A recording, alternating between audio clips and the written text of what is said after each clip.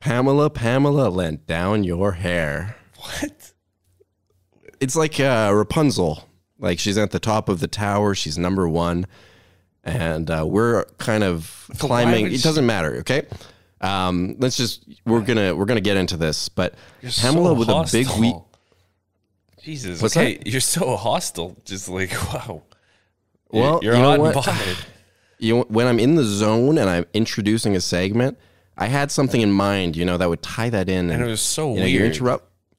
You interrupt me, and I'm not able to get into that zone that I need. So that was so weird. But yeah, carry on. So Pam's number one. She's the queen of the castle, so to speak, much like Rapunzel.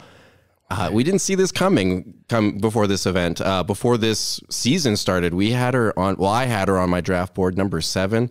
Morton definitely saw something in her, and we're seeing what he did. But 2 first-place finishes this weekend.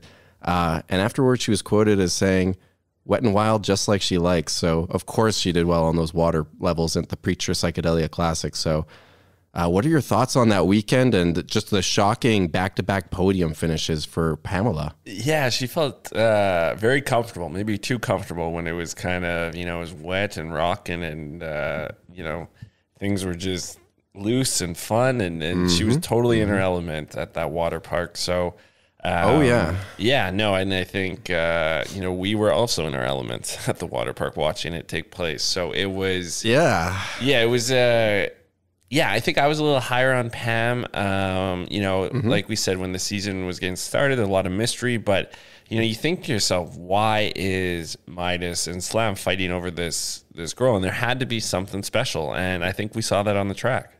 Oh, yeah. I mean, I think we saw something special on the track for sure. As you mentioned, we were getting wet and wild ourselves. We were in the wading pool waist deep. I forgot my swim trunks at home. They said I couldn't take off my jeans, so I just waded in on there. But it was fun to watch from there. And you get that sense as the racers go by, the waves come and hit you. And getting to see Pam up and close, getting through those waves and getting through those water, that was a lot of fun for both of us. And I mean, I don't have much else to say, but wow. Yeah, I mean, what I want to know is what is going on in Midas's head. I don't think I've ever seen a racer lead races for that long. He's blowing it. And not finish first. It was absolutely stunning. I mean, we're watching Midas get out to a huge lead in almost every race this weekend. Every race, he's dominating. And what do you know? He just can't hold on to it. Pamela's getting, I think we're fans of Pam. It's a lot of fun out there. But, I mean, she was getting some of the best items I think I've ever seen in my life. Perfect timing. It was incredible to watch. Oh, yeah. She was getting, someone was smiling down on her other than us two. That's for sure. Yeah. Maybe one more guy. Yeah. I mean, a lot of guys, but I think she was getting great items out there. Yeah, no, I've never seen a combo like she got on Yoshi Valley just to clinch that victory. Yeah, that was wild to watch. Lightning hits, so she's a bullet, then it's a star, then she's got a bullet, then she's got mushrooms. I think Midas had almost a lap lead, and that's got to be tough. He gets dumped by Pam, cucked by Slam, whatever. Dumped by Pam. Now he has to race against her. And not only is he racing against her, he's losing huge leads to her. And meanwhile, Slam comes flying in there with that big smile, those transition lenses. Man, this might be what pushes Midas over the top. And I'm just saying, I'm glad he's not going to school right now because this is the makings of a school shooter. Yeah, I mean, I don't know if I'd go that far, but I kind of get what you're saying. He's being pushed to such limits that you don't think that mortal men should be pushed to. And we're getting a little bit of insight into the psyche of Midas and what's made him so twisted. And, losing a great girl like Pam, I think that would make me a little twisted too. Yeah. I might, what's that? Yeah, he loses the girl, turns metal, or did he turn metal for, I mean, and we don't know. I think when he was introduced to MK1, a few years ago, he was already twisted. He was talking about wanting to die. What's this going to do? Yeah, that's the first thing he said when he got on in his introduction video. He said he's waiting. He's looking for somebody to put him out of his misery. That's why he's doing MK1. He's hoping that one of these items is going to put him out of his misery. It kind of puts it in perspective why he gets those big leads. He wants overpowered items for the other racers, so maybe they can kill him. I don't know. Does that add up? I don't know. But I don't know. I mean, the leads he's putting up, I wouldn't be surprised if Bloche gets a nuclear bomb at some point. So I don't know. This is just like, it's insane. Or Shel. I mean, this wasn't a great weekend for him.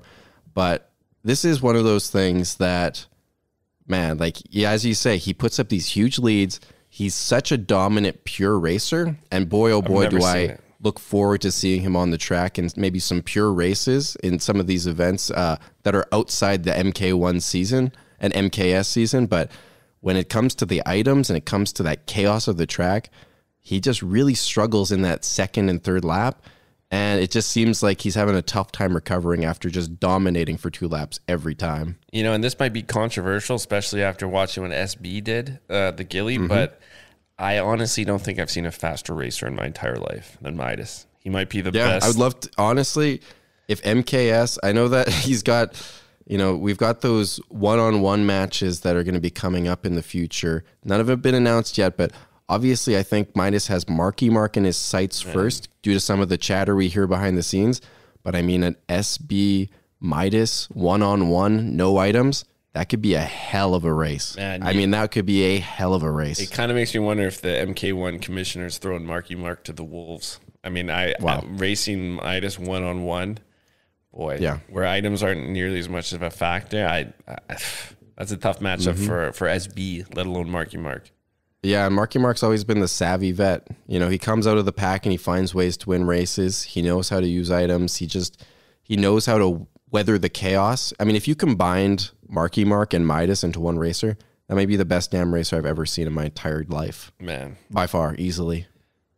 Yeah, it's, I don't know. I mean, Midas has a lot to think about, and I don't know if I want him thinking a lot. You know, I think those voices in his head, they get him going. But boy, oh boy, I've never seen a tougher weekend than that. Yeah, I mean, speaking of tough weekends, I mean, Shel Carter had a great start and a great finish to the events, but that in between the items, he got probably 4 or 5, maybe 6 bombs courtesy of Pamela. I mean, she was punishing him out there. Man, we're talking smiles on our face as we watch Pamela zip by. I don't think I've had a bigger smile on my face than seeing Shel get his ass blown up time and time and time again. Boy, oh boy, was that sweet. I thought those glasses were going to come flying off one of these times, but I think they might be glued onto his head. He's that much of a dork. Yeah, maybe it's like one of those spinal instruments that people would wear to stabilize their spines. He's wearing head stabilizing glasses or something like that. I'm not sure, but his skull is weak, is what you're saying? And he needs, I mean, that would be. I'm not sure. I don't want to speculate on his health. I'm just saying that, you know, you were saying that they're tied on, and I'm thinking, well, you know, it's more likely, I guess, that there's just a string attaching them to his head. Yeah, but now that we verbalize it, that probably makes more sense than them being glued on or stabilizing.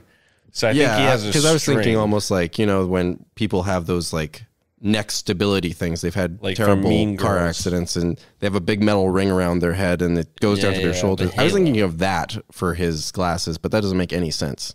Yeah. No, I think it's the string, Mike, but still a dork move.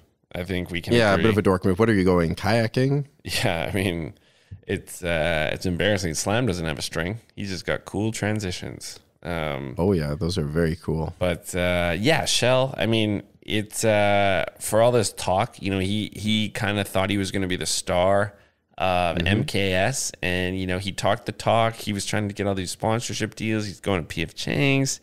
You know, he's acting like he's won the season before it starts.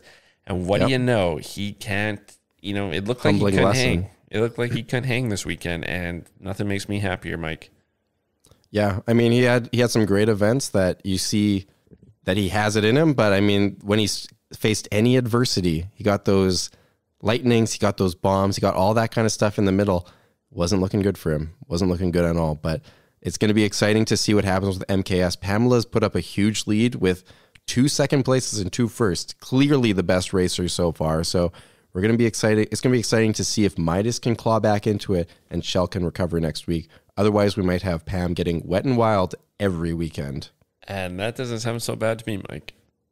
Yeah, I think I am going to tune in.